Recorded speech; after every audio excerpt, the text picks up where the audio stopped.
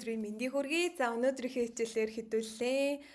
Innovation гэдэг хэсгээс мэдээ орчуулж үзэх болно. Өмнөх хичээлээрээ хэдүүлээ. BBC-ийн вебсайтны travel гэдэг хэсгээс мэдээ орчуулж исэн.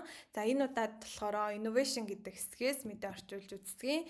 За innovation гэдэг хэсэг рүү орох юм бол маш олон техник технологитой холбоотой мэдээллүүд маш их тавигддаг ийм хэсэг байгаа. За өнөөдөр болохоор хэдүүлээ энэхүү мэдээг орчуулж үзье. За энэхүү мэдээ нь болохоор юутай холбоотой вэ гэхээр хиймэл оюун ухаантай холбоотой. Тэгэхээр одоо үед болохоор хиймэл оюун ухааны талаар маш их ярьж байгаа. Энэ үед хиймэл оюун ухаантай холбоотой үг хэллэгийг цээжилж авах юм бол бас нөгөө эссе бичих болон IELTS-ийн шалгалтанд тэд нар ороход бол бас чухал гэж хувьдаа бодож байна. За хэдүүлээ энэхүү мэдээг хамтдаа орчуулъя. Will AI mean the end of call centers гэж байна. Энэ нь юу гэсэн үг вэ гэхээр хиймэл оюун ухаан дуудлагын төвүүдийг болохоор төгсгөл болгох уу гэж байна те. За энэхүү мэдээний гарчиг нь болохоор энэ байна. За энэхүү мэдээ нь болохоор 2 өдрийн өмнө бичигдсэн байна. За мэдээний хэсгийг хамтдаа орчуулъя. Many of us mourn about calling call centers but would dealing with AI be an improvement. За энэ нь юу гэсэн үг вэ гэхээр бидний ихэнх нь гэж байна те. Бидний ихэнх нь гомдолдог гэсэн үг те. Гомдолдог дуудлагын төвүүдийн тухай гомдолдог. Гэхдээ хиймэл оюун ухаантай ингэж хамтран ажилласнаар сайжруулалт болох уу гэж байна те. Болох уу гэд асуулт байна. За improvement гэдэг маань болохоор сайжруулалт гэдэг нэр үг. Improve гэхээр үйл үг болчдөг гэсэн үг шүү да. Improve гэхээр үйл үг. За dealing with гэдэг маань болохоор ер нь бол хилэлцэх, тохиролцох гэсэн утгаараа орж болдог. За мөн гэхээр complain буюу англиний complain гэсэн үгтэй адилхан байж болно. За доошоо уншия.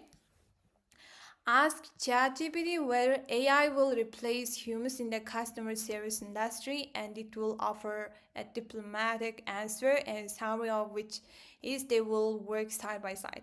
За энэ нь юу гэсэн үг вэ гэхээр хиймэл оюун ухаанаас ChatGPT-гээс асууцгаая. Хиймэл оюун ухаан хүн төрлөختнийг харилцагчийн үйлчилгээний салбарт солих талаар асууя гэж байна те. Whether гэдэг үг маань болохоор эсэх гэсэн утгатай үг. За тэгээд customer service industry гэхээрээ харилцагчийн үйлчилгээний салбар гэсэн утгатай үг те. За тэгээд доошоо унших юм бол энэ нь болохоор ChatGPT албан ёсны хариултыг санал болгодог. Offer гэдэг маань болохоор санал болгох гэсэн утгатай үг. За энэхүү хариултынх нь болохоор товчлол нь юу байдаг вэ гэхээр тэд нар ингээд хамтран ажилланаа гэсэн утгатай үг байна. За side by side гэдэг үгээ хэрвээ мэдэхгүй байвал энэ дээрээ дарж байгаа look up гэдэг хэсэг рүү дарангуут болохоор үгнийх нь тайлбар нь гарч ирж байна те. Англиас англи руу. За энэчнээс үгнүүд нь болохоор ахиж дүү replace солих те. Customer service industry гэхээр харилцагчийн үйлчилгээний салбар. За тэгээд summary гэхээр ер нь товчлол гэсэн утгатай үг байх нэ. За доошоо уншия. Humans though are not so optimistic. За энэ нь юу гэсэн үг вэ гэхээр гисэн хэдий ч хүн төрлөختөн одоо энэнд нэг эерэг хандлагатай байдаггүй гэж байна те. Optimistic гэдэг маань эерэг байх гэсэн утгыг илэрхийлдэг үг. За өнгөрсөн жил те. За энэтхгийн технологийн перм болох дата зөвлөх үйлчилгээний компанийн гүйцэтгэх захирал гэж байна те. Chief Executive гүйцэтгэх захирал Кретвасан гэдэг хүн болохоор Financial Times болохоор хэлсэн гэж байна те. Financial Times гэдэг маань болохоор нөгөө сэтгүүл агаа санхүү эдийн засгийн холбоотой мэдээллүүдийг гаргадаг сэтгүүл агаа. За энэхүү сэтгүүл болохоор хэлсэн. Юу гэж хэлсэн бэ гэхээр хиймэл оюун ухаан Аз байгаа дуудлагын төвүүдийг болохоор маш бага хэрэгцээтэй болох болно гэж хэлсэн гинэ.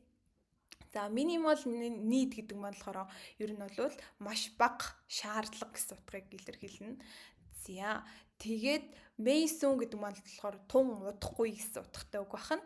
За тэгэнгүүт дараагийнх нь өгүүлбэр юу гэж вэ гэхээр за энэ үед болохоор хиймэл оюун ухаан яг энэ үед юу болж байна гэхээр юу болох вэ гэхээр хиймэл оюун ухаан autonomously гэдэг нь болохоор бие даасан гэсэн үг байхгүй юу? Бие даагаад болохоор шийдвэрлэнэ гэсэн үг. Resolve гэдэг нь шийдвэрлэх.